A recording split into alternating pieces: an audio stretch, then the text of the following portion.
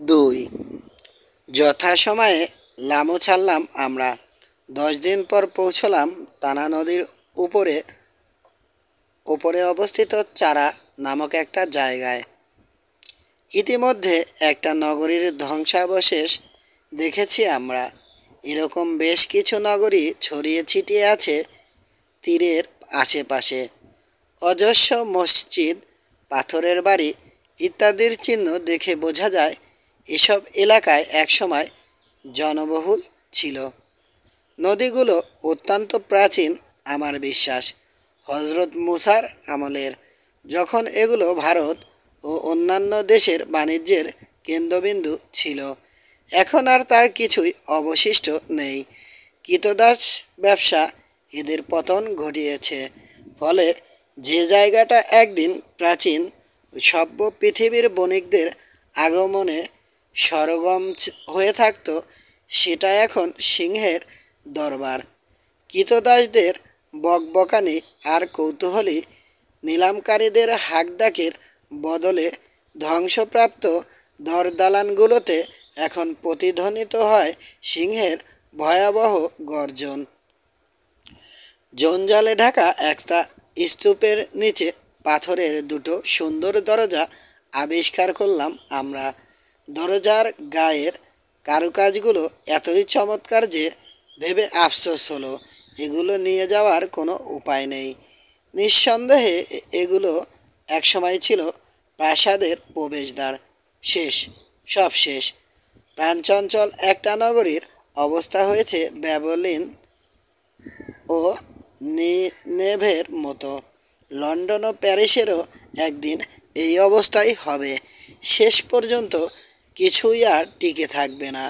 এই হলো প্রকৃতির অপ্রতিরোধ্য আইন। পুরুষ, মহিলা, সাম্রাজ্য, নগরী, সিংহাসন, ক্ষমতা, পাহাড় পর্বত, নদ নদী, অতল সাগর, মহাশূন্য, সব কিছুরই একটা শেষ দিন আছে। এরকম ধ্বংসপ্রাপ্ত পরিত্যক্ত প্রায় স্থানে এলে নীতিবাদী নাস্তিকেরা শাশ্বত গন্তব্য সম্বন্ধে ধারণা পেতে পারে। চারায় অতিরিক্ত মজুরির দাবি নিয়ে বেয়ারাদের সর্দারের সাথে আমাদের বেশ একটা ঝগড়া হয়ে গেল।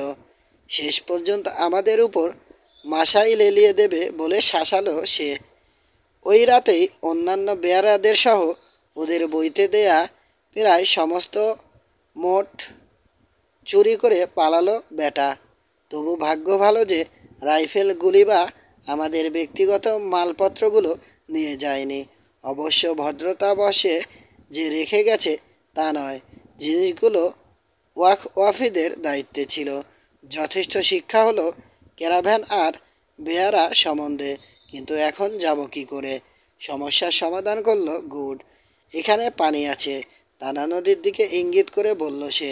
গতকাল কেন এ চড়ে একদল আদিবাসীকে জলহস্তী শিকার করতে দেখেছি। মিস্টার ম্যাকেঞ্জির মিশন ও তো তানা নদীর উজানেই। তাহলে ক্যানোয়ে করে বৈঠা মেরে যেতে অসুবিধেটা কোথায়? সাথে সাথে আদিবাসীদের কাছে ক্যানোর খোঁজ করতে লাগলাম এবং দিন তিনেকের মধ্যে কিনেও ফেললাম বড় বড় দুটো ক্যানো। মালপত্রসহ এক একটায় 6 জন করে যেতে পারবে। ক্যানো দুটো কিনতে আমাদের অবশিষ্ট প্রায় সব কাপড় চোপড় ও আরও অনেক জিনিস ব্যয় করতে হলো। পরদিনই রওনা দেয়া হলো। প্রথমটায় গুড, স্যার হেনরি আর 3 ওয়াকফি, দ্বিতীয়টায় আমি, অ্যামস্লোপোগাস আর বাকি 2 ওয়াকফি। পথচ্যুতের উজানে বলে এক এক ক্যানোয়ে 4টে করে দাঁড় বাইতে হলো। অর্থাৎ গুড ছাড়া আমাদের সবাইকে খাটতে হলো সাজাপ্রাপ্ত কৃতদাসের মতো। গুড নেভির লোক, পানি তার রাজ্য। আমাদের উপরে খবরদারি করতে লাগলো সে। মাটির উপরে গুড একজন নম্র, ভদ্র, রসিক মানুষ, কিন্তু নৌকায় পা দেওয়ার সাথে সাথে সে একটা খাঁটি শয়তান। নৌকা চালনা সংক্রান্ত সমস্ত কিছু তার মুখস্থ। রণতরীর টর্পেডো ফিটিংস থেকে শুরু করে আফ্রিকান ক্যানোর দাঁড় পর্যন্ত সমস্ত খুঁটিনাটি সে জানে। অথচ এসব ব্যাপারে আমরা প্রায় মূর্খ। শৃঙ্খলা সম্বন্ধে ধারণাও ওর বড় অত্যন্ত কড়া। এক কথায় আমাদের সাথে ও জাত রয়্যাল নেভি অফিসারের মতো ব্যবহার করতে লাগলো, যেন এতদিন ধরে ওর সাথে যত তামাশা করেছি তার শোধ তুলে নিচ্ছে। তবে এত কিছুর পরেও স্বীকার করছি, কাজটা সে নিয়ন্ত্রণ করলো প্রশংসনীয়ভাবে। দ্বিতীয় দিনে দুই ক্যানোতেই পাল খাটাতে সক্ষম হলো গুড, যদিও এতে করে আমাদের কষ্টের এক বিন্দু লাঘব হলো না। প্রচণ্ড চোটের কারণে দিনে 20 মাইলের বেশি এগোনো গেল না। উষাকালে দাঁড় বাইতে শুরু করি আমরা, থামি বেলা 10:30টায়। সূর্য তখন প্রচণ্ড তেতে ওঠে। কেন তীরে নোঙর করে সামান্য আহার সারি, তারপর 3টে পর্যন্ত হয় ঘুমোই, নয়তো কোনো বিনোদনে ব্যস্ত থাকি। তারপর আবার শুরু হয় দাঁড় বাওয়া, চলতে থাকে সন্ধ্যের 1 ঘন্টা আগ পর্যন্ত। অবশেষে সে রাতের মতো বিশ্রাম। সন্ধে তীরে নামার সাথে সাথে আশকারীদের নিয়ে কাঁটাঝোপের সাহায্যে একটা খুপড়ি তৈরি করে ফেলে গুড, আর আলোর ব্যবস্থা দেখে। স্যার হেনরি ও অ্যামস্ট্রোপোগাসকে নিয়ে আমি যাই রান্নার জন্যে কিছু শিকার করতে। টানার 2 তীরেই অসংখ্য শিকার, ফলে সহজেই শিকার মেলে। এক রাতে কম বয়সী একটা মাদি জিরাফ মারলেন স্যার হেনরি, যেটার মজ্জাযুক্ত হাড়গুলো ছিল খুবই সুস্বাদু। একজোড়া ওয়াটার ব্যাগ মারলাম আমি, আর মার্টিনি রাইফেল দিয়ে একদিন মোটা একটা অ্যালার্ম মেরে অ্যামস্ট্রোপোগাস তো আনন্দে আটখানা, কারণ অধিকাংশ জুলুর মতোই সেও রাইফেলের শিকারী হিসেবে জঘন্য। স্বাদ বদলাবার জন্যে মাঝে মাঝে শটগান দিয়ে গিনি ফাউল ও বুশ বাস্টার্ড মারা হলো। এছাড়া ইয়েলো ফিশও ধরলাম আমরা। চমৎকার এই মাছগুলো টানা নদীতে ঝাঁকে ঝাঁকে আছে। আমার মনে হয় এরাই কুমিরের অন্যতম প্রধান খাদ্য। 3 দিন পর ঘটল এক অশুভ ঘটনা। রাতের মতো আড্ডা গাড়ার জন্যে তীরের দিকে এগোচ্ছি আমরা। হঠাৎ চোখে পড়ল 40 গজেরও কম দূরে গোল একটা টিলার উপর দাঁড়িয়ে আছে একজন লোক। গভীর মনোযোগের সাথে লক্ষ্য করছে আমাদের। ব্যক্তিগতভাবে উপজাতিটার সাথে ওঠা বসা না করলেও প্রথম যাও বা একটু সন্দেহ ছিল আমাদের। সাথের সব কয়টা ওয়াকওয়াফি একসাথে আতঙ্কিত চিৎকার দিয়ে উঠল, মাসাই! বুনোযুদ্ধের সাজে কেমন লাগছে মাসাইটাকে। সারা জীবন বুনোদের সাথেই আমার ওঠা বসা, কিন্তু এরকম হিংস্র আর আতঙ্ক জাগানো চেহারা আগে কখনো দেখিনি। লম্বায় অ্যামস্ট্রোপোগাসের মতোই হবে, শরীর ওর চেয়ে কিছুটা পাতলা, কিন্তু মুখটা একেবারে শয়তানের মতো। ডান হাতে প্রায় 5.5 ফুট লম্বা একটা বর্শা, ওটার 3 ইঞ্চি চওড়া ফলাটাই 2.5 ফুট। বর্শাটার হাতলের গোড়ায় 1 ফুটের চেয়েও বেশি লম্বা একটা লোহার গজাল। বাঁ হাতে বিরাট একটা ডিম্বাকৃতি মোষের চামড়ার ঢাল, তার উপর বংশতালিকার মতো অদ্ভুত সব নকশা আঁকা। কাঁধ থেকে ঝুলছে বাজ পাখির পালক দিয়ে তৈরি বিরাট একটা হাতাবিহীন কোট। গলার চারপাশে প্রায় 17 ফুট লম্বা, 1.5 ফুট চওড়া, মাঝখানে রঙিন ডোরাকাটা সুতি কাপড়ের ফালি। এমনিতে তামাটে। ছাগলের চামড়ার যে গাউনটা পরে সেটা এখন আলগাভাবে কোমর থেকে ঝুলছে বেল্টের মতো। তার ডান পাশে কাঠের খাপে পোড়া একটা খাটো তরবারি, ও বাম পাশে প্রকাণ্ড একটা নবকেরি গোজা। তার সাজসজ্জার মধ্যে উট পাখির পালক দিয়ে তৈরি মুকুটটাই সম্ভবত সবচেয়ে চমৎকার। পায়ের ডিমের সাথে বাঁধা নালের মতো কিছু পেরেকের সাথে সংযুক্ত হয়ে আছে গোড়ালির চারপাশের কালো চুলের ঝালর। পেরেকগুলো থেকে আবার ঝুলছে কলবাস বানরের সুন্দর কালো চুলের গুচ্ছ। এরকমই হলো মাসাই যোদ্ধাদের সাজসজ্জার বহর। এটাই একটা দেখার বস্তু, প্রশংসার বস্তু। আমি অবশ্য প্রথম নজরেই ওদের সাজ পোশাক সম্বন্ধে জানতে পারিনি। কী করা যায় ভেবে ইতস্তত করছি আমরা। এমন সময় মাসাইটা আমাদের দিকে তার বিরাট বর্শাটা একবার ঝাঁকিয়ে ঘুরে নেমে গেল ওপাশের ঢালবে। আরে, অন্য নৌকা থেকে বিস্মিত স্বরে বললেন স্যার হেনরি। সর্দারটা তো বাজে হুমকি দেয়নি, সত্যিই মাশাই লেলিয়ে দিয়েছে। এখন তীরে যাওয়াটা কি ঠিক হবে? আমারও মনে হলো তীরে নামাটা মোটেই নিরাপদ হবে না, কিন্তু কেনতে রান্নার ব্যবস্থা নেই, কাঁচা খাওয়া যায় এমন কিছু খাবারও তো নেই সাথে। এ দেখছি মহা ঝামেলায় পড়া গেল। শেষ পর্যন্ত অ্যামস্ট্রোপোগাস বলল সে গিয়ে পরিস্থিতিটা বুঝে আসবে। সাপের মতো নিঃশব্দে বুকে হেঁটে ঝোপঝাড়ের মাঝে মিলিয়ে গেল সে। আধ ঘন্টা পর ফিরে বলল কোনো মাসাই তার চোখে পড়েনি, তবে বেটারা আস্তানা গেড়েছিল এমন একটা জায়গা সে দেখতে পেয়েছে। সব দিকে বিবেচনা করে তার মনে হয়েছে ঘণ্টাখানেক কি তারও আগে চলে গেছে মাসাইরা। আমাদের দিকে যেটা তাকিয়েছিল সে নিশ্চয়ই গেছে দলের অন্যদের সংবাদটা জানাতে। সুতরাং নামলাম আমরা। একজনকে পাহারায় রেখে রান্নার জোগাড় যন্ত্র শুরু হলো। খাওয়া দাওয়া সেরে বিষয়টা নিয়ে গভীরভাবে চিন্তা করতে বসলাম আমরা। একজন মাসাইকে দেখে অবশ্য ভয় পাবার কিছু নেই।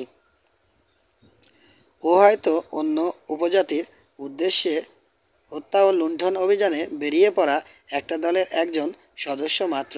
কিন্তু ক্যারাভ্যান সর্দারের শাসানি বা আমাদের উদ্দেশ্যে মাসাইটার বর্ষা আস্ফালন কোনোটাই শুভ লক্ষণ নয়। মনে হচ্ছে দলটা বুঝি আমাদেরই পিছু নিয়েছে, এখন উপযুক্ত সময় খুঁজছে আক্রমণের। যদি তাই হয়, দুটো করণীয় আছে আমাদের, হয় অভিযান চালিয়ে যেতে হবে, নয়তো ফিরতে হবে। ফেরার চিন্তাটা তৎক্ষণাৎ বাতিল করা হলো, কারণ ফিরতি পথেও হয়তো লুকিয়ে আছে অনেক বিপদ। ঠিক হলো যে কোনো মূল্যে অভিযান চালিয়ে যাব আমরা। সেক্ষেত্রে তীরে ঘুমানোটা উচিত হবে না। ক্যানোতে উঠে নদীর মাঝখানে গিয়ে নোঙর ফেললাম আমরা। নারকেলের আঁশের দড়ি দিয়ে বড় বড় পাথর বেঁধে তৈরি হলো নোঙর। অন্যান্যদের অসুবিধা না হলেও মশার কামড়ের সাথে বর্তমান পরিস্থিতির উত্তেজনা যুক্ত হওয়ায় আমার ঘুম এলো না। ধূমপান করতে করতে নানা রকম ভাবনা জাগলো মনে, বিশেষ করে কিভাবে মাশাইগুলোকে এড়ানো যায়। চমৎকার চাঁদ ভাসছে আকাশে, মশার কামড়ে জ্বর হতে পারে। এদিকে ক্যানোর ভেতরে বাধ্যতামূলকভাবে উবু হয়ে বসে থেকে থেকে ডান পায়ে ধরেছে খিল। ভীষণ বোটকা গন্ধ আসছে পাশের ঘুমান্ত ওয়াফিটার গা থেকে। এত দসত্ত্বেও রাতটা উপভোগ করতে লাগলাম আমি। পানির উপরে খেলা করছে চাঁদের আলো। আমাদের পাশ দিয়ে সাগরের দিকে ক্রমাগত ছুটে চলেছে স্রোত, কবরের দিকে ছুটে চলা মানুষের জীবনের মতো।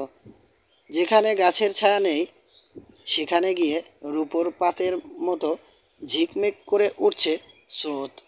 তীরের কাছটায় নিবিড় অন্ধকার নলখাগড়ার বনে উদাসী নৈশবায়ু ফেলছে বিষণ্ণ নিঃশ্বাস। আমাদের বাঁদিকে নদীর অন্য প্রান্তে গাছপালাবিহীন ছোট্ট একটা বালুচর। ওদিক থেকে অসংখ্য এন্টিলোপ ধীরে ধীরে এগিয়ে আসছে পানির কিনারায়। হঠাৎ শোনা গেল একটা প্রচণ্ড গর্জন। সাথে সাথে যে যেদিকে পারে ছুটে পালালো এন্টিলোপের দল। একটু পরেই হেলতে দুলতে এলেন মহামান্য পশুরাজ। মাংসভোজটা ভারী হয়ে গেছে, এখন একটু পানি দরকার। সিংহটা চলে যাবার পর গজ 50 তফাতে নলখাগড়ার মধ্যে একটা হুড়মুড় শব্দ উঠল। কয়েক মিনিট পরেই গজ 20 দূরে পানির উপরে ভেসে উঠল বিশাল একটা কালো স্তূপ। নিঃশ্বাস ছাড়তে লাগলো ফুসফুস করে। জলহস্তির মাথা। নিঃশব্দে তলিয়ে গেল মাথাটা। এবার ভেসে উঠল মাত্র 5 গজ দূরে। অস্বস্তিকর কাছে এসে পড়েছে ওটা। এখন কেনোর ব্যাপারে কৌতূহল দেখালেই সর্বনাশ। বিশাল মুখটা ফাঁক করে হাই তুলল সে। পরিষ্কার দেখতে পেলাম বড় বড় দাঁতগুলো। ইচ্ছে করলে এক কামড়েই আমাদের দুর্বল কেন গুঁড়ো করে দিতে পারে সে। একবার ভাবলাম একটা 8 বোর বুলেট ঢুকিয়ে দিই ওর গায়ে। পরক্ষণেই ভাবলাম নৌকার দিকে তেড়ে না আসা পর্যন্ত কিছু করব না। আগের মতোই আবার নিঃশব্দে তলিয়ে গেল জলহস্তিটা। আর উঠল না। ডান পাশের তীরের দিকে তাকাতেই মনে হলো গাছপালার ফাঁকে কালো মতো কি যেন একটা দেখতে পেলাম। আমার দৃষ্টিশক্তি খুবই তীক্ষ্ণ, কিছু একটা যে দেখেছি তাতে কোনো সন্দেহ নেই। তবে সেটা পাখি, পশু নাকি মানুষ ঠিক বলতে পারবো না। চাঁদের সামনে থেকে কালো একটা মেঘ সরে যাবার সাথে সাথে উধাও হয়ে গেল বস্তুটা। হঠাৎ স্তব্ধতা ভঙ্গ করে তার চেঁচাতে লাগলো এক জাতের শিংওয়ালা পেঁচা। কিছুক্ষণ পর থেমে গেল সেটা। বাতাসের সাথে সাথে গাছ ও নলখাগড়ার মর্মরধ্বনি ছাড়া চারদিক একেবারে নিস্তব্ধ। হঠাৎ কেন জানি নার্ভাস হয়ে পড়লাম। একটা আতঙ্ক পেয়ে বসলো আমাকে। কপালে বিন্দু বিন্দু ঘাম, তবু কাউকে জাগালাম না। অবস্থা ক্রমেই খারাপ হতে লাগলো আমার। মুমূর্ষ মানুষের মতো স্তিমিত হয়ে আসতে লাগলো নারীর স্পন্দন। চুপচাপ শুয়ে থেকে মুখটা ফেরালাম আমস্লো পোগাস আর দুই ওয়াফির দিকে। দূর থেকে একটা জলহস্তির পানি ছিটানোর ক্ষীণ শব্দ ভেসে আসছে। আবার তীক্ষ্ণ চিৎকার দিয়ে উঠল পেঁচাটা। হৃদয় কাঁপানো সঙ্গীতের মতো গাছপালার ভেতর দিয়ে কেঁদে ফিরতে লাগলো বাতাস।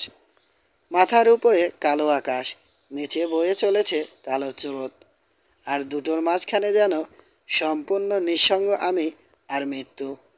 হঠাৎ যেন শিরায় শিরায় জমাট বাঁধল রক্ত, থেমে গেল হৃৎপিণ্ড। আমরা কি সত্যিই নড়ছি, নাকি এ শুধুই কল্পনা? পাশের ক্যানোটার দিকে তাকালাম, নেই ওটা। আচমকা কালো একটা হাত জেগে উঠল ক্যানোর ধারে। এটা নিশ্চয় দুঃস্বপ্ন। পর মুহূর্তেই শয়তানের মতো একটা মুখ ভেসে উঠল পানির উপরে। হঠাৎ এক পাশে গড়িয়ে গেল ক্যানোটা। ঝিলিক দিয়ে উঠল একটা ছুরি। আমার পাশের ওয়াক ওয়াক ওয়াফিটার গলা চিরে বেরিয়ে এলো ভয়ঙ্কর চিৎকার। আর প্রায় সাথে সাথেই গরম কি যেন ছিটকে এসে পড়ল আমার মুখের উপর। মুহূর্তের মধ্যে সম্মোহন কেটে গেল। কোনো দুঃস্বপ্ন আমি দেখিনি। সাঁতরে এসে কেন আক্রমণ করেছে মাশাই। ব্যস্ত হয়ে অস্ত্র খুঁজতে গিয়ে প্রথমেই হাতে পড়ল অ্যামস্লোপোগাসের কুড়ালের উপর। হাত পড়ল অ্যামস্লোপোগাসের কুড়ালের উপর। চকিতে তুলে নিয়েই কোপ মারলাম। একটা হাতের কবজির একটু উপর থেকে নিচের অংশটা সম্পূর্ণ বিচ্ছিন্ন হয়ে গেল। হাতের মালিক কিন্তু টু শব্দও করল না। ভূতের মতো এসেছিল সে, চলেও গেল ভূতের মতোই। পেছনে শুধু রেখে গেল রক্তাক্ত একটা হাত। বিরাট ছুরিটা তখনও সে হাতে ধরা, যেটা ভেদ করেছে বেচারা ওয়াফিটার হৃৎপিণ্ড। এই সময় একটা হই হুল্লোড় শুরু হলো। কল্পনা কিনা জানি না, মনে হলো ডানহাতি তীরে যেন অনেকগুলো কালো মাথা গিজগিজ করছে। দড়ি কেটে দেয়ায় সেদিকেই চলেছে কেনটা। মাশাই দড়িটা কেটেই দিয়েছে এই উদ্দেশ্যে যে চোটের টানে কেনটা আপনা আপনি ভেসে যাবে ডান দিকে, যেখানে আমাদের বর্ষা সংবর্ধনা দেওয়ার জন্যে অপেক্ষা করছে একদল মাশাই। নিজে একটা দাঁড় নিয়ে আরেকটা দিলাম অ্যামস্লোপোগাসকে। বাদবাকি আশকারিটা এতই আতঙ্কিত হয়ে পড়েছে যে ওকে দিয়ে কোনো কাজ করানো যাবে না। নদীর মাঝখানে সরে যাবার জন্যে প্রাণপণে দাঁড় বাইতে লাগলাম আমরা দুজন। শেষমেশ কোনো মতে গিয়ে পৌঁছলাম অন্য ক্যানোটার কাছে। মাশাইটা ওদের আক্রমণ করেনি দেখে খুব ভালো লাগলো। ওটারও দড়ি কাটতো মাশাইটা, কিন্তু অদম্য রক্ততৃষায় মাঝপথে কর্তব্যচ্যুত হয়ে পড়েছিল সে। এতে করে আমরা হারালাম একটা লোক, সে হারালো একটা হাত, যেটা আমাদের সবাইকে বাঁচিয়ে দিয়েছে নৃশংস একটা হত্যাকাণ্ড থেকে। ভূতের মতো মুখটা ভেসে না উঠলে কিছু বোঝার আগেই কেনটা তীরে গিয়ে ভিড়ত। আর তাহলে এই গল্পটা আমার আর কোনো দিনই লেখা হতো না। 3. এভাবে উদ্ধার পেয়ে পরস্পরের অভিনন্দন জানালাম আমরা। তারপর কেন দুটো একসাথে বেঁধে প্রতীক্ষা করতে লাগলাম ভোরের। নিজেদের তৎপরতার জন্যে নয়, বরং ঈশ্বর বাঁচিয়ে দিয়েছেন বলে বাঁচলাম এ যাত্রা। অবশেষে ভোর হলো। জীবনে আলো কোনো দিন এত আনন্দ বয়ে আনেনি। আমার কেনতে অবশ্য দেখা গেল বীভৎস একটা দৃশ্য। চিৎপাত হয়ে পড়ে আছে হতভাগ্য আশকারিটা, হাতলে কাটা হাত, ছুরিটা তখনও ঢুকে আছে হৃৎপিণ্ডে। আমি আর সইতে পারলাম না। যে পাথরটা দিয়ে নোঙর তৈরি করা হয়েছিল সেটার সাথে মৃতদেহটা বেঁধে ফেলে দেয়া হলো পানিতে। ঝুপ করে ডুবে গেল ওটা। পেছনে শুধু রয়ে গেল কয়েকটা বুদবুদ। হত্যাকারীর হাতটাও ছুঁড়ে ফেলা হলো। ধীরে ধীরে ডুবে গেল সেটা। হাতির দাঁতের হাতলওয়ালা স্বর্ণখচিত খাটো তরবারিটা রেখে দিলাম। ব্যবহার করব হান্টিং নাইফ হিসেবে। একজন আশকারীকে আমার কেনতে পার করে রওনা দেয়া হলো। মনটা খুব দমে আছে। এখন রাত নামার আগে কোনো মতে হাইল্যান্ডস এ পৌঁছতে পারলে হয়। পরিস্থিতি আরও খারাপ করার জন্যে সূর্যোদয়ের 1 ঘন্টার মধ্যেই শুরু হলো মুষলধারে বৃষ্টি। পরিস্থিতি আরও খারাপ করার জন্যে সূর্যোদয়ের 1 ঘন্টার মধ্যেই শুরু হলো মুষলধারে বৃষ্টি। ভিজে কাক হয়ে গেলাম সবাই। ক্যানুর পাল নামানো হলো। দাড়ি এখন একমাত্র ভরসা। বেলা 11টায় বা তীরের ফাঁকা একটা জায়গায় নামলাম আমরা। বৃষ্টি একটু ধরে এলে কোনো মতে আগুন জ্বালিয়ে ঝলসে নিলাম কিছু মাছ। শিকারের খোঁজে বেরোনোর সাহস হলো না। বেলা 2টোয় আবার যাত্রা করা হলো। খানিক পরেই শুরু হলো বৃষ্টি। ক্রমেই বেড়ে চলল তার বেগ। স্রোত এবং অগভীর পানিতে মাথা উঁচু করে থাকা অসংখ্য পাথরের কারণে খুবই কঠিন হয়ে উঠল কেন চালানো। রাতের আগে ম্যাকেঞ্জির ওখানে পৌঁছা যাবে না, এটা পরিষ্কার বোঝা গেল। পরিশ্রম আমরা করলাম ঠিকই, কিন্তু ফল পেলাম না। ঘন্টায় গড়ে 1 মাইল করে এগোনো গেল। ফলে বিকেল 5টায় আমরা যখন একরকম আধমরা, ম্যাকেঞ্জির স্টেশন তখনও প্রায় 10 মাইল দূরে। ভাগ্য খুবই খারাপ, তবু রাত কাটানোর ব্যবস্থা তো দেখতে হবে। সাম্প্রতিক অভিজ্ঞতার ফলে তীরে নামার কথা চিন্তাও করলাম না আমরা। বিশেষ করে তানা নদীর এই অঞ্চলের তীর এতই ঘন ঝোপে পরিপূর্ণ, যেখানে অনায়াসে লুকিয়ে থাকতে পারবে 1000-5 মাসাই। প্রথমটায় ভাবলাম এই রাতটাও বুঝি কেনতে কাটাতে হয়। সৌভাগ্যক্রমে নদীর মাঝখানে খুদে একটা পাথুরে দ্বীপের দেখা পাওয়া গেল। দ্বীপটা 15 বর্গগজের বেশি হবে না। দাঁড় বেয়ে গিয়ে কেন বেঁধে আমরা নেমে পড়লাম দ্বীপটায়। বৃষ্টির বেগ একটুও কমল না। হাড় পর্যন্ত জমে গেল আমাদের। তবে এত কষ্টের মাঝেও সান্ত্বনা থাকে। একজন আশকারী ঘোষণা করল, আক্রান্ত হবার কোনো ভয় নেই আমাদের, কারণ চুপচুপে হয়ে ভিজে কোথাও যাওয়াটা মাসাইদের একেবারেই অপছন্দ। নিরস আধশেকা কিছু ঠান্ডা মাছ খেলাম আমরা।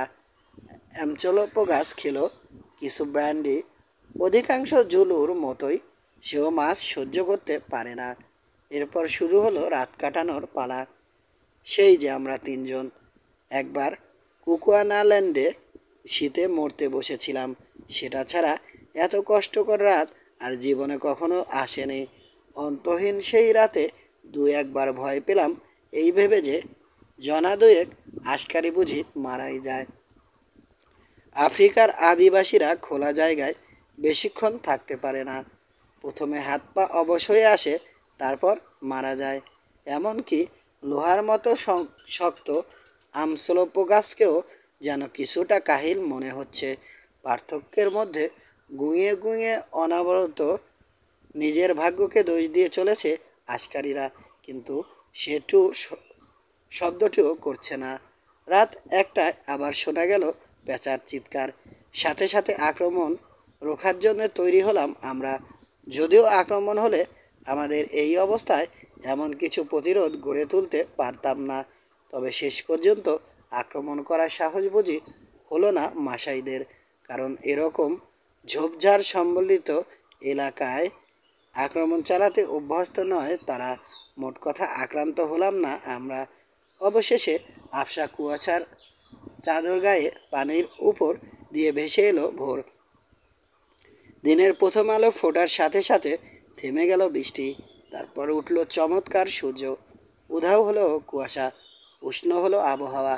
কোনো মতে নিজেদের টেনে নিয়ে গেলাম সূর্যলোকের নিচে। হাড়ে হাড়ে বুঝতে পারলাম আদিম মানুষেরা কেন সূর্য পূজা করত। আধ ঘন্টা পর রওনা দিলাম আমরা। ইতিমধ্যে অনেকটা শক্তি ফিরে পেয়েছি।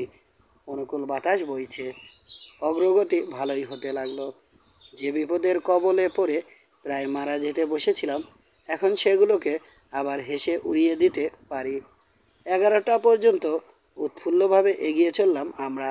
তারপর যখন কোথাও থামার চিন্তা ভাবনা করছি, একটা বাঘ ঘুরতেই হঠাৎ চোখে পড়ল টিলার উপর চারপাশ উঁচু পাথরের দেয়াল ঘেরা বারান্দাসহ ইউরোপীয় ধাঁচের একটা বাড়ি। বাড়িটার ঠিক উল্টো দিকে বিশাল একটা পাইন গাছ। গত দুদিন যাবৎ গাছটা ধরা পড়েছে আমাদের দূরবীনে, কিন্তু বুঝতে পারিনি ওটাই মিশন স্টেশনের চিহ্ন। বাড়িটা প্রথম ধরা পড়লো আমার চোখে। সাথে সাথে একটা চিৎকার না দিয়ে পারলাম না। বাদবাকি সবাই যোগ দিল সে চিৎকারে। যাই হোক, তখনই নেমে পড়ার প্রশ্ন উঠল না, কারণ চোখে পড়লেও বাড়িটা তখনও বেশ কিছুটা দূরে। একটার দিকে আমাদের কেন পৌঁছলো বাড়িটার নিচের ঢালে। তীরে নামতেই ইংরেজদের সাধারণ পোশাক পরা তিনজন মানুষ চোখে পড়ল। গাছপালার ভেতর দিয়ে ছুটে আসছে আমাদের দিকেই। একজন ভদ্রলোক, একজন ভদ্রমহিলা আর ছোট্ট একটা মেয়ে। দূরবীনে চোখ লাগিয়ে বলল, গুড।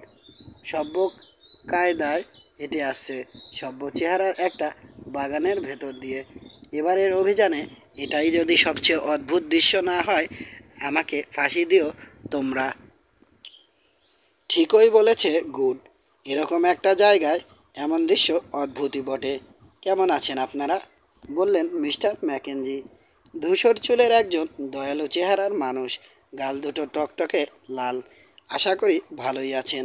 ঘণ্টাখানেক আগে আমার স্থানীয় কাজের লোকগুলো বলছিল দুটো কেন আসছে, আর তাতে নাকি সাদা চামড়ার মানুষও আছে।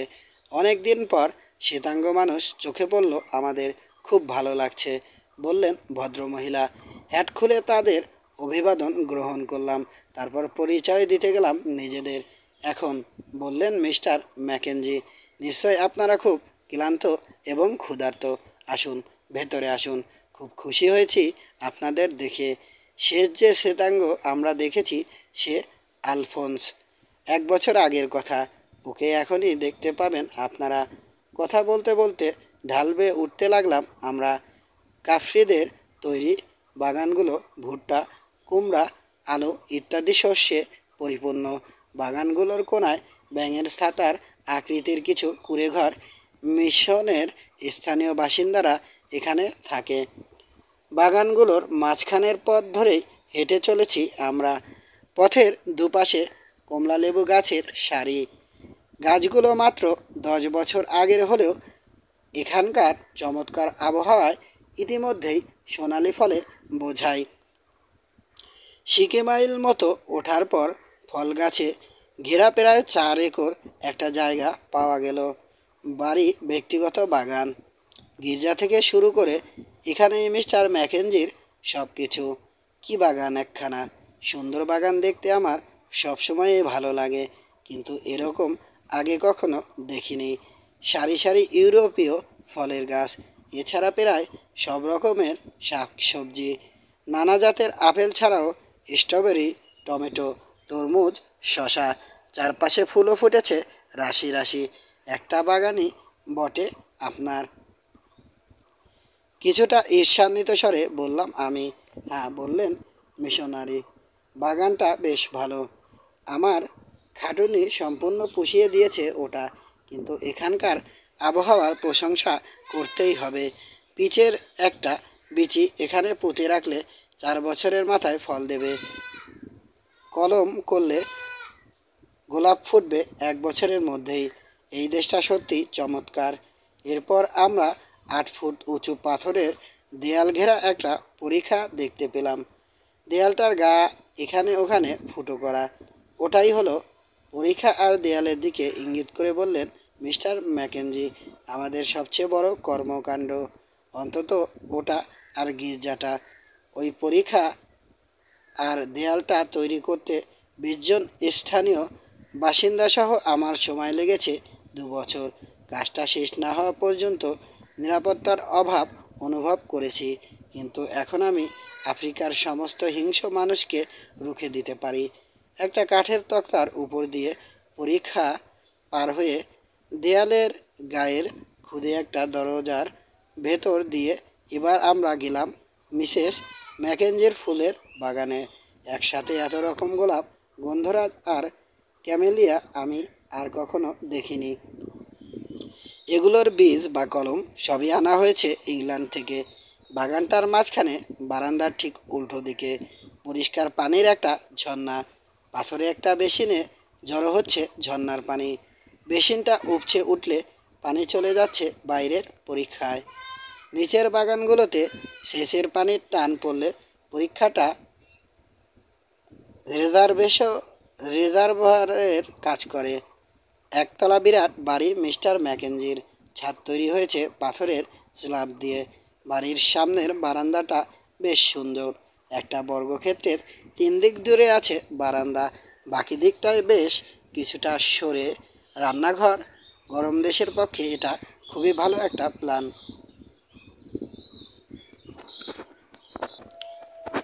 এই বর্গক্ষেত্রের মাঝখানেই একা দাঁড়িয়ে আছে চমৎকার জায়গাটার সবচেয়ে উল্লেখযোগ্য বস্তুটি, কোনিফার গোত্রের একটা গাছ। মিস্টার ম্যাকেঞ্জি জানালেন, 50 মাইল দূর থেকেও দেখা যায় গাছটা। 40 মাইল দূর থেকে আমরাই দেখতে পেয়েছি। গাছটা প্রায় 300 ফুট উঁচু। গুড়ির পরিধি হবে 16 ফুট মতো। 70 ফুটের মতো মধ্যে একটাও ডাল নেই গাছটায়। সোজা উঠে গেছে বাদামি একটা থামের মতো। তারপর গাঢ় সবুজ কিছু গাছপালা ছড়িয়ে পড়েছে বাড়ি ও ফুলের বাগানটার উপর। নিচ থেকে ডালগুলোকে দেখাচ্ছে বিশাল আকারের ফার্নের পাতার মতো। কি চমৎকার গাছ, মন্তব্য করলেন স্যার হেনরি।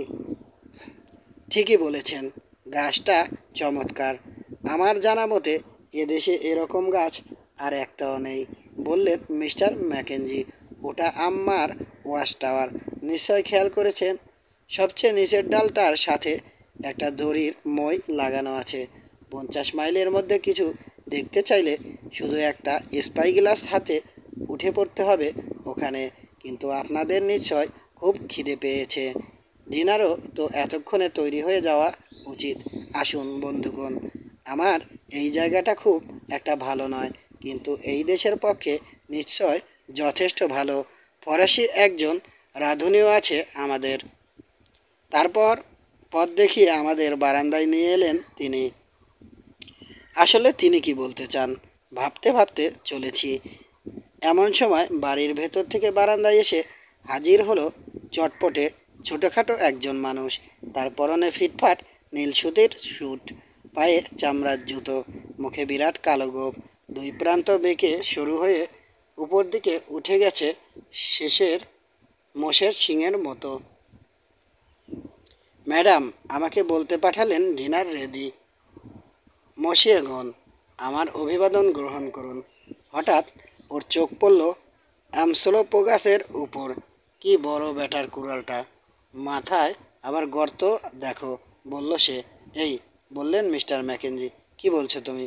অ্যালফন্স যে মসিয়ে নয়, তার সম্বন্ধে আবার কি বলবো আমি? ওর কথায় হেসে উঠল সবাই, কিন্তু নিজেই রসিকতার কেন্দ্রবিন্দু একথা বুঝতে পেরে গম্ভীর হয়ে গেল অ্যামসোলোপোগাস। ও রেগে গেছে, বললেন অ্যালফন্স। ওই দেখো, আবার ভেঙচি কাটছে। ওর ভাবসাব সুবিধে মনে হচ্ছে না। আমি যাই। দ্রুত প্রস্থান করল সে। অট্টহাসিতে ফেটে পড়ল সবাই, মিস্টার ম্যাকেঞ্জিও বাদ গেলেন না। ও এক অদ্ভুত চরিত্র, বললেন তিনি। পরে ওর কথা শোনাবো আপনাদের। আপাতত ওর রান্নাটা পরীক্ষা করা যাক। চমৎকার ডিনার শেষে স্যার হেনরি জানতে চাইলেন, যদি কিছু মনে না করেন, এই বনদেশে ফরাসি রাঁধুনি পেলেন কোথায়? ও, জবাব দিলেন মিস্টার ম্যাকেঞ্জি। বছরখানেক আগে সে নিজে থেকেই এসেছে এখানে। এসে বলে আমাদের সাথে কাজ করতে চায়। কি এক ঝামেলায় পরে ফ্রান্স থেকে সে পালিয়ে যায় জাঞ্জিবার। কিন্তু সেখানে গিয়ে শোনে ফ্রান্স সরকার বিদেশি রাষ্ট্রকেই অনুরোধ জানিয়েছে তার বিচার করার জন্যে। অতএব আবার পলায়ন। শেষমেশ আমাদের ক্যারাভ্যানের লোকের হাতে পড়ে সে। এবার পাইপ ধরিয়ে আমাদের অভিযানের বর্ণনা দিতে লাগলেন স্যার হেনরি। শুনতে শুনতে মুখটা গম্ভীর হয়ে উঠল মিস্টার ম্যাকেঞ্জির। পরিষ্কার বুঝতে পারছি, বললেন তিনি, শয়তান মাশাইগুলো বরাবরই নজর রেখেছিল আপনাদের উপর। আপনারা যে নিরাপদে এখানে আসতে পেরেছেন সেজন্য আমি অত্যন্ত খুশি। মনে হয় না ওরা এখানে এসে আক্রমণ করার সাহস পাবে। তবে কপাল খারাপ, আমার প্রায় সব লোকই এই মুহূর্তে হাতির দাঁত ও অন্যান্য মালপত্র নিয়ে উপকূলে গেছে। সেই ক্যারাভ্যানে 200 জন লোক আছে, অথচ এখন এখানে আছে মাত্র জনাভিষেক। তবু আমি দেখছি। উঠে জানালার কাছে গিয়ে বাগানে ঘুরে বেড়ানো একজন কৃষ্ণাঙ্গ লোককে সোয়াহিলি ভাষায় কী যেন নির্দেশ দিলেন তিনি। লোকটা শুনে অভিবাদন করে ফিরে গেল আবার। দেখুন, এ ব্যাপারে আপনাকে কোনো ঝামেলায় ফেলতে চাই না আমরা। তিনি ফিরে এসে বসতেই উদ্বিগ্ন কণ্ঠে বললাম আমি, রক্তপিপাসু শয়তানগুলোকে আপনার উপর লেলিয়ে দেওয়ার চেয়ে বরং চলেই যাই আমরা। আপনাদের কিছুই করতে হবে না মাশাইরা। স্বাদ যদি আসে মনে হয় উষ্ণ অভ্যর্থনায় জানাতে পারবো আমরা। তাছাড়া পৃথিবীর সমস্ত মাশাইয়ের ভয়েও শ্বেতাঙ্গ কোনো মানুষকে বাড়ি থেকে চলে যেতে বলতে পারি না। একটা কথা মনে পড়ল, বললাম আমি। লামোতে কনসাল সাহেব বললেন আপনি নাকি একটা চিঠি দিয়েছিলেন তাকে। কোনো এক মানুষ এসে নাকি আপনাকে বলেছিল ভেতরের কোন অঞ্চলে সে নাকি শ্বেতাঙ্গদের দেখা পেয়েছে। গল্পটা কি আপনার সত্যি মনে হয়? আদিবাসীদের মুখে এ ধরনের গুজব আমিও 2-1 বার শুনেছি। আমার কথার জবাবেই যেন উঠে ঘরের বাইরে চলে গেলেন মিস্টার ম্যাকেঞ্জি। একটু পরে ফিরলেন স্বর্ণখচিত অদ্ভুত দর্শন একটা তরবারি হাতে। এই রকম তরবারি দেখেছেন কখনো? জানতে চাইলেন তিনি। একে একে পরীক্ষা করে মাথা ঝাঁকালাম আমরা। এটা আপনাদের দেখানোর কারণ হলো, মানুষটা এসে আমাকে বলেছিল অজানা সেই দেশে শ্বেতাঙ্গদের নাকি এরকম তরবারি ব্যবহার করতেই দেখেছে সে। ফলে তার গল্পটা একেবারে মিথ্যা বলে উড়িয়ে দেওয়া চলে না। খুব বড় নয় তার গল্প, তবু আপনাদের সব খুলে বলছি। একদিন সূর্য অস্তের ঠিক আগে বারান্দায় বসে আছি। এমন সময় করুণ ক্ষুধার্ত চেহারার একজন মানুষ খোঁড়াতে খোঁড়াতে এসে আমার সামনেই বসে পড়ল। জানতে চাইলাম কোথা থেকে আসছে সে, কি চায়। আমার কথার জবাবে এক গল্প ফেঁদে বসল সে। উত্তরের এক উপজাতির মানুষ সে। একদিন অন্য এক উপজাতি আক্রমণ করে তাদের। নৃশংস হত্যাকাণ্ডের পর তারা কয়েকজন পালিয়ে যায় আরও উত্তরে। যাবার পথেই লেগা বলে একটা হ্রদের দেখা পায়। ওখান থেকে আরও এগোতে পাহাড় ঘেরা আরেকটা হ্রদ পায় ওরা। সে তার নাম বলেছিল অতল হ্রদ। এখানেই তার স্ত্রী ও ভাই মারা যায় ইনফেকশনে, সম্ভবত বসন্তে। গ্রামের লোকেরা তখন তাকে বের করে দেয়। 10 দিন ধরে পাহাড়ে পাহাড়ে ঘোরার পর একটা ঘন বনে প্রবেশ করে সে। আর সেখানেই তাকে খুঁজে পায় কয়েকজন শ্বেতাঙ্গ শিকারীরা তাকে নিয়ে যেখানে যায় সেখানকার সবাই নাকি শ্বেতাঙ্গ। বাস করে পাথরের বাড়িতে। 7 দিন ধরে একটা বাড়িতে থাকার পর এক রাতে সাদা দাড়িওয়ালা একজন ডাক্তার এসে তাকে পরীক্ষা করে।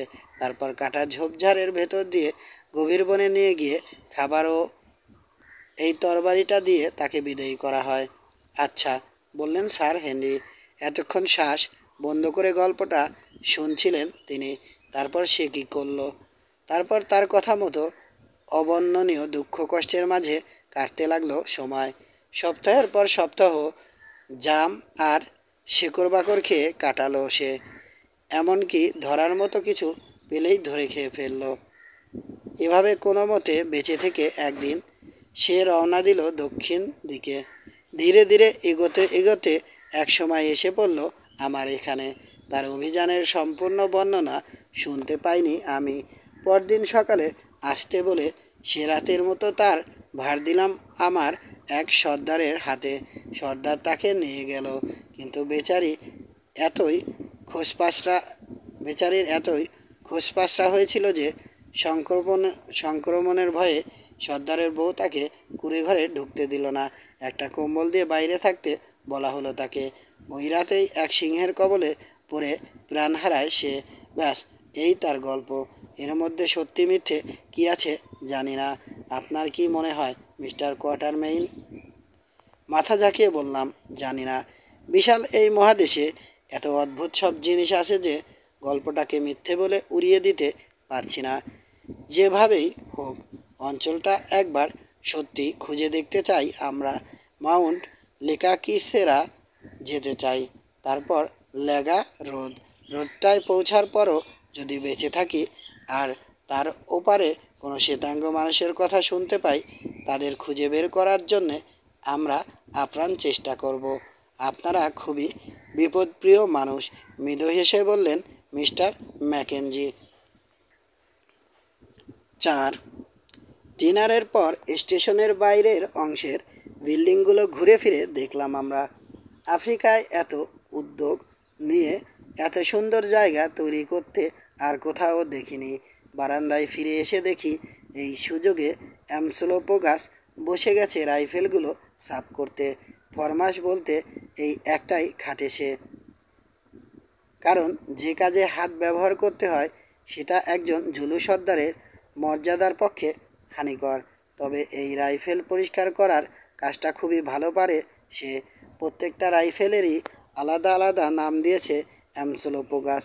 স্যার হেনরির দোলনা 4 বোর্ডটার নাম দিয়েছে সে বজ্র দেবতা। আমার 500 এক্সপ্রেসটা তীক্ষ্ণ শব্দ করে বলে নাম দিয়েছে চাবুক। দ্রুত ক্রমাগত ফায়ার করা যায় বলে উইনচেস্টার রিপিটারগুলোর নাম মহিলা, কারণ মেয়েরাও এরকম ক্রমাগত বকবক করে যেতে পারে।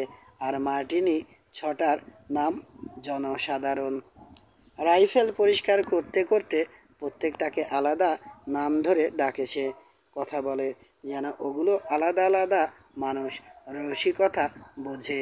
সে এক অদ্ভুত দৃশ্য। আমসোলোপোগাসের কুড়ালটা তার অন্তরঙ্গ বন্ধুর মতো।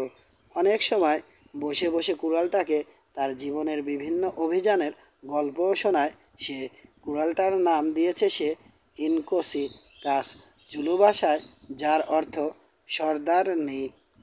অনেক দিন পর্যন্ত এই নামকরণের অর্থ বুঝতে পারিনি আমি। শেষে ওকে জিজ্ঞেস করতে বলেছে সব কিছুরই অত্যন্ত গভীরে যাবার মেয়েলি অভ্যাস নাকি আছে কুড়ালটার। তাছাড়া ওটার আচরণ সর্দারনির মতোই, যার সৌন্দর্য আর শক্তির সামনে মানুষ বোবা হয়ে যায়। ভয়ঙ্কর অস্ত্রটা তুলে নিয়ে ভালোভাবে পর্যবেক্ষণ করলাম। দেখতে কসাইদের কুড়ালের মতো, 3 ফুট 3 ইঞ্চি লম্বা, 1.25 ইঞ্চি চওড়া। হাতলটা গন্ডারের খড়গ দিয়ে তৈরি, হাত যেন পিছলে না যায় সেজন্যে। মালটার কমলার মতো বড় একটা গাঁট শেষ প্রান্তে। হাতলটা শক্ত হলেও বেতের মতোই নমনীয়, তবু যেন না ভাঙে সেজন্যে কয়েক ইঞ্চি পরপর তামার তার পেঁচানো।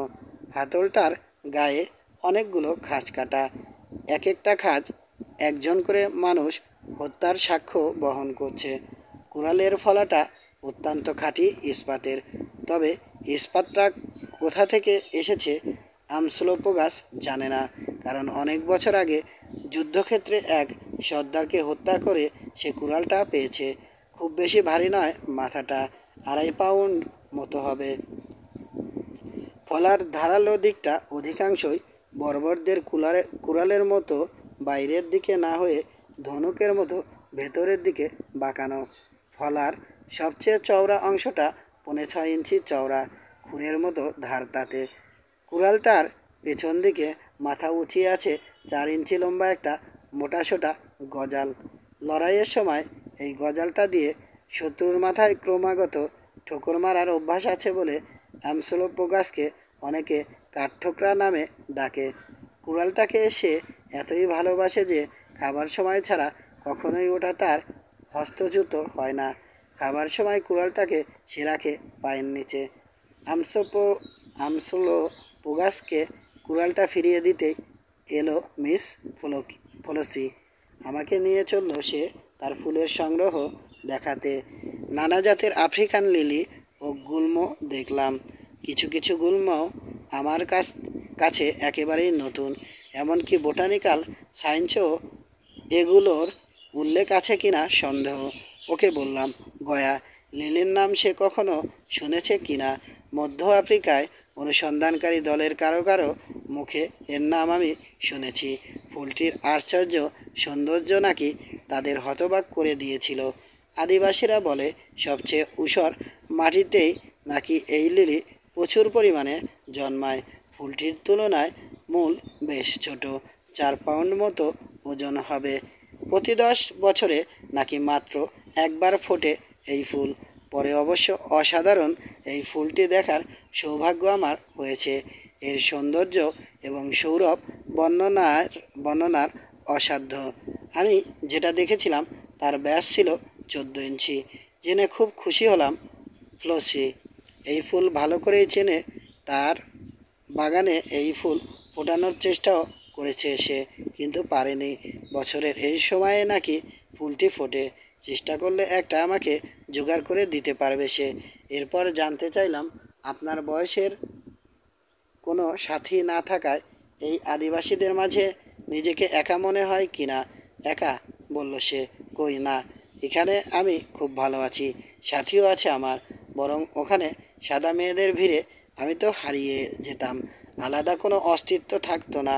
এখানে মাথাটা সামান্য ঝাঁকিয়ে বলল সে, আমি আমি চারপাশের মাইলকে মাইল দূরের আদিবাসীদের প্রত্যেকে আমাকে চেনে। তারা শ্বেতাঙ্গ পদ্ম বলে ডাকে আমাকে। আমার যে কোনো কথা শুনতে তারা রাজি। কিন্তু বইয়ে পড়েছি ইংল্যান্ডের ছোট মেয়েদের জীবন এরকম নয়। সবাই তাদের ঝামেলা মনে করে। স্কুল শিক্ষিকাদের খেয়াল খুশি মাফিক নাকি চলতে হয় তাদের। ওহ, ওরকম খাঁচায় বন্দি জীবন কাটানো আমার পক্ষে অসম্ভব। এখানে আমি বাতাসের মতো মুক্ত। পড়াশোনা শিখতে ইচ্ছে হয় না তোমার? আমি শিখছি। বাবা আমাকে ল্যাটিন, ফ্রেঞ্চ আর অঙ্ক শেখাচ্ছেন। বুনো মানুষদের দেখে তোমার কখনো ভয় হয় না? ভয়? না, না, আমার ব্যাপারে ওরা কখনো নাক গলায় না। মনে হয় গায়ের রং খুব সাদা বলে আমাকে ওরা স্বর্গীয় মনে করে। তাছাড়া পোশাকের মধ্যে হাত ঢুকিয়ে নিকেল প্লেটেড দোলনা একটা ডেরিঞ্জার বের করে আনলো সে। এটা সবসময় ভরা অবস্থায় আমার কাছে থাকে। কেউ গায়ে হাত দেওয়ার চেষ্টা করলে সাথে সাথে গুলি করব। একবার গাধার পিঠে চড়ে যাবার সময় একটা চিতাবাঘ লাফ মেরেছিল আমার উপর। খুবই ভয় পেয়েছিলাম, তবু কানে গুলি করে মারি ওটাকে। চামড়াটা দিয়ে চাদর তৈরি করেছি আমার বিছানার। ওই দেখুন মিস্টার কোয়াটারমেইন। আমার বাহুতে একটা হাত রেখে সম্পূর্ণ অন্যরকম স্বরে বলল সে, আপনাকে বলেছিলাম না এখানে আমার সাথী আছে। আমার সাথীদের ওই হলো একটা। তাকাতেই প্রথমবারের মতো চোখে পড়ল মাউন্ট কেনিয়া। এতক্ষণ কুয়াশার চাদরে আত্মগোপন করেছিল পাহাড়টা। পাদদেশটা এখনও ডুবে আছে বাষ্পে। 20,000 ফুট খাড়া উপর দিকে উঠে গেছে পাহাড়টা। মাটি আর আকাশের মাঝখানে যেন ঝুলে আছে স্বপ্নের মতো। তাকিয়ে থাকতে থাকতে আবেগে ভরে উঠল অন্তর। আশ্চর্য সব চিন্তা এসে ভর করতে লাগলো। পাহাড়টার তুষারের উপর সোনালি তীর ছুঁড়ে মারছে পটে বসা সূর্য। মিস্টার ম্যাকেঞ্জির আদিবাসীরা পাহাড়টাকে বলে ঈশ্বরের আঙুল। আমার কাছে ওটা অবিনশ্বর শান্তির অলংকার। তাপপীড়িত এই পৃথিবীর অনেক ঊর্ধ্বে ওঠার স্থান। কোথায় যেন একটা কবিতার লাইন শুনেছিলাম, a thing of beauty is a joy for ever. এই প্রথম কবির বক্তব্য সম্পূর্ণ হৃদয়ঙ্গম করতে পারলাম। এই ধরনের সৌন্দর্য চিরকালীন আনন্দের বিষয়ই বটে। বুঝলাম ফ্লোচি কেন মাউন্ট কেনিয়াকে সাথী মনে করে। বর্বর ঝুলু অ্যামসোলোপোগাসকেও পাহাড়টা দেখাতে বলল। একজন মানুষ হাজার বছর ধরে ওদিকে তাকিয়ে থাকলেও দেখার তৃষ্ণা মিটবে না। কিন্তু এই কাব্যিক ধারণার সাথে অদ্ভুত আরেকটা ধারণা যোগ করলো সে। বলল, মরার পর তুষার মোড়া চূড়াটার উপর বসে থাকতে চায় সে। তারপর নিচের তুষার ঘূর্ণির মাঝে ঝাঁপিয়ে পড়ে বা চমকানো বিদ্যুতের উপর লাফিয়ে উঠে শুধু খুন খুন আর খুন।